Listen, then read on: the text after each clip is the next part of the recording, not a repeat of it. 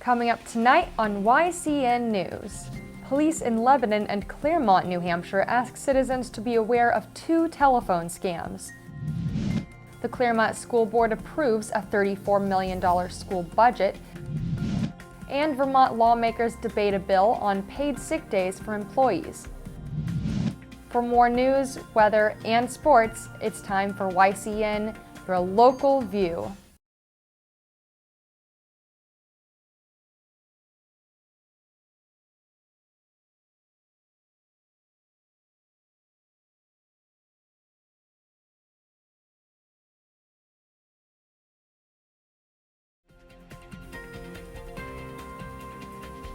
Good evening, and welcome to this Friday edition of YCN News. I'm Rose Spillman. No one wants to be a victim of a scam. Police in Lebanon and Claremont, New Hampshire ask citizens to be aware of 2 telephone scams now making the rounds in the Upper Valley. The bail scam usually involves a late-night phone call that targets an older person, Lebanon police note in a press release. The caller typically says he or she is a relative of the person they are calling. Common names are used by the caller, such as John or Dave, or the phone call can be made from a person pretending to be a court or police officer. The caller will say that bail money is needed to get the caller out of jail. Usually, $500 is the amount of money the caller requests. The caller asks that the money be wired. This is the same format for a call announcing that the person being called has won the lottery. But before the money can be delivered, cash to process the award paperwork must be sent first. Claremont Police Chief Alex Scott said he received a report from a resident who received one of these phone calls. Lebanon Deputy Police Chief Phil Roberts tells YCN viewers how to avoid being a victim of these calls. Some of the things that you can do to prevent yourself from being a victim of these scams, first is resist the temptation to act immediately by sending money anywhere. And just as important as that, know whom you are speaking with and confirm that if you're unsure. And check with family members. The caller will often instruct you not to notify your family, but please check with family members and find out if there is something, in fact, going on with anybody. And then if there's any doubt at all, please contact your local police department before wiring any money. Roberts and the Lebanon and Claremont police departments remind citizens that it is not standard procedure for bail money to be wired, nor is money taken from a debit or credit card over the phone for bail. And no matter how tempting, legitimate lottery rewards do not require cash processing. The Claremont School Board approved a $34 million school budget will be up for voter approval at March 11th town meeting day elections. The Claremont School Board held its deliberative session last night. About 20 people attended. Resident Phil Howard introduced an amendment to the budget asking the board to cut $4 million from the operating sum. School Board President Richard Seaman said while $4 million was a nice tidy sum, it would devastate city school operations. What school building would you like closed, or what 2 grades should be eliminated from pre-K through 12 school district? Seaman asked Howard. Howard did not respond. Also on this year's school budget is a warrant article asking voters to approve $203,900 for technology upgrades. These upgrades call for more computers for students and interactive blackboards called smart boards. The district's technology program is in the 3rd year of a 3-year plan to improve student and staff classroom performance. Let's hear from Richard Seaman on the proposed 2014-15 school budget. The other important thing that we have from the budget is it's taken a long time to come up with an agreement, a negotiate agreement with our teachers. And it's been 2 years, this would have been the 3rd year. And to have a successful agreement with our teachers and to be paying them a fair salary for the work that they do. It's not what they should be paid. They should be paid far more. But this is just our teachers, our paraprofessionals, the adults that work with our kids are such a critical part of the education process. We need to come out and show support for our teachers, and we need to show support for the adults that work with our kids. That's just very, very important. Lawmakers in Vermont and New Hampshire are making their way through bills in each state's legislature. In Vermont, one issue under debate centers on paid sick days for employees. Supporters of the bill say it would prevent ill employees from coming to work and possibly making other people ill. Workers who are not able to afford a loss in pay often forego staying at home when ill. Yet can businesses afford this? Senate Bill 255 remains under debate now in Montpelier. YCN News will keep viewers updated on this and other bills in both states' legislatures. Meanwhile, the Vermont Senate today passed a bill ensuring superb water quality will remain a top priority for state officials. The state's Agency of Natural Resources will be responsible for implementing a program at 5 areas in Vermont. Senate Bill 215 aims to protect water quality for home and business use, and to preserve a key aspect of the quality of life for all Vermonters. When YCN News returns, we'll learn about Northern Stage's latest production, Fox on the Fairway, and the charter study for the city of Claremont that is under review. The YCN News continues in a moment. Welcome back to YCN News. I'm Rose Spillman.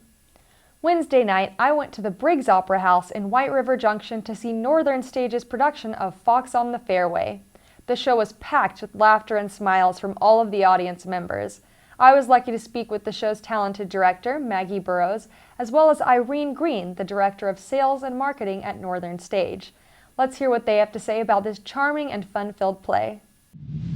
The play is set at Quail Valley Golf and Country Club, which is a country club in New England. So I think that the culture, the language that the characters use will be familiar. It was a play that's written in 2010, so it's written recently. There's also just a real human thing going on in the play, and it's people fighting for love and people who are hurt and people who, want to win, and really human emotions. I think my favorite scene from the play is a scene where Louise, our sort of young lover, tells Justin, her young lover, that she has lost her engagement ring. Sort of what really kicks off the play, and when things start going wrong, and so I feel that the leading up to it is mostly set up, and then that's sort of where we really start to understand the language of farce and of this play.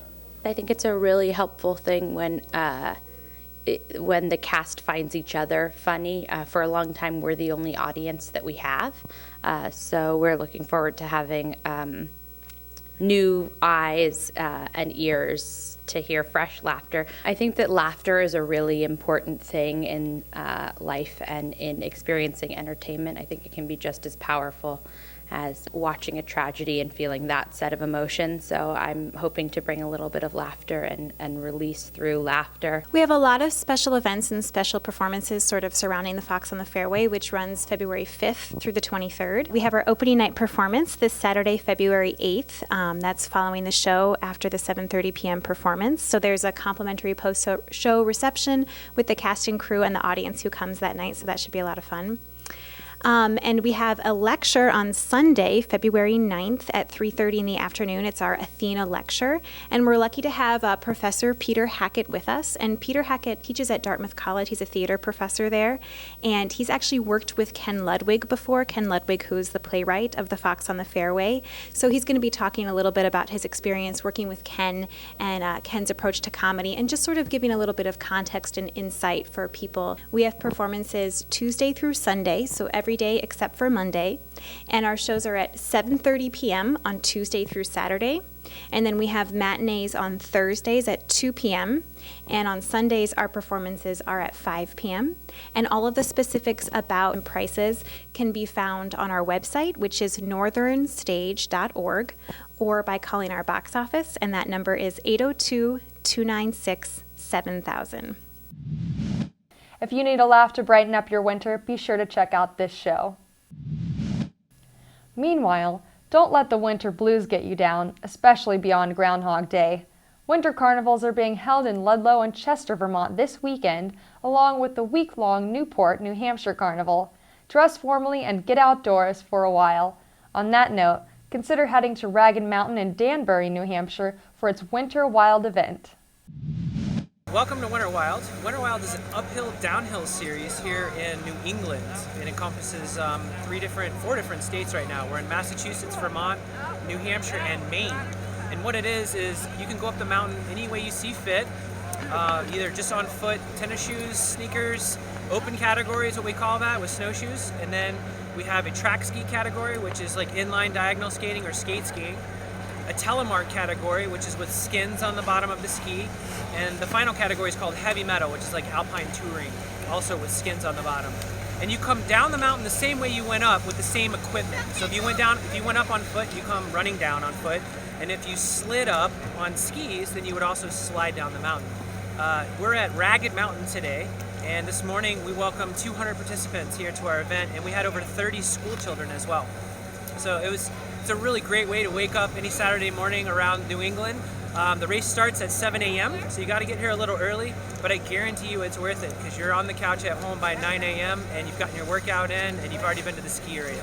So if you're interested in participating in our Winter Wild series, winterwild.com is our website. Our next event is at Pat's Peak, and it's on February 15th, Saturday, February 15th. And then 2 weeks after that is Mount Sunapee, which is March 1st. The very following week after that is Black Mountain up in Jackson, which will be our most scenic because you'll be looking right into Mount Washington. And then the championship for Winter Wild is at Bretton Woods on March 15th. For the first time in a decade, a charter study for the city of Claremont is under review. Thursday night, the 9 elected members met at City Hall to outline the mission voters elected them to accomplish. We had our first organizational meeting last night. Not only was it the state of the state, but it was the first organizational meeting of the Claremont Charter Commission. We elected George Cacavero as our chair and Bob Porter, who's both are former mayors, as vice chair. And the meetings, we're going to start out with a series of 2 public hearings where we're going to solicit input from the general community as to how they see the state of the state or the state of the city and how they would like us to proceed in regards to this charter. Voters in November will mark up or down the charter's plan for the city's future. On another Claremont note, Claremont police thank members of the public who helped identify a suspect in a January theft at Walmart. 27-year-old Crystal Pelkey of Proctorsville, Vermont, is set to appear in Claremont District Court in April. Pelkey is charged by police with theft of mislaid property, an iPhone 5. She is free on bail. Welcome back to YCN News. I'm Rose Spillman. Now Matt McDonald will have a look at our weather for the next 5 days, and he'll take a look at some local high school sports. Thanks, Rose. Tomorrow will be sunny with highs in the 20s and a low of 10 degrees. Sunday we're expecting snow, so be careful when you go out. Temperatures will go up to 27 degrees and down to 11 that night. Monday will have highs in the 20s with a low of 4 degrees. Tuesday will be sunny with a high of 22 degrees and lows down to 0, so dress warm. Wednesday temperatures will rise to the upper 20s with lows in the teens. If you're looking for some fun this weekend, head over to Newport for the last of their winter carnival activities, including the ski joring race Saturday from noon to 3 p.m. at the Parlin Field, and a toga party at the Opera House from 8 p.m. to midnight. And now let's look at the exciting game last night that happened between Sunapee and Epping in the Sherburne Gym. A huge crowd gathered to watch the intense competition. Sunapee stopped the nearly 10-game winning streak of Newport just 2 weeks ago, so Epping had quite the challenge. Sunapee already has a 10-2 record. Sunapee's skills brought them to the top. James Fitzgerald was the game-high scorer for the Lakers with 32 points.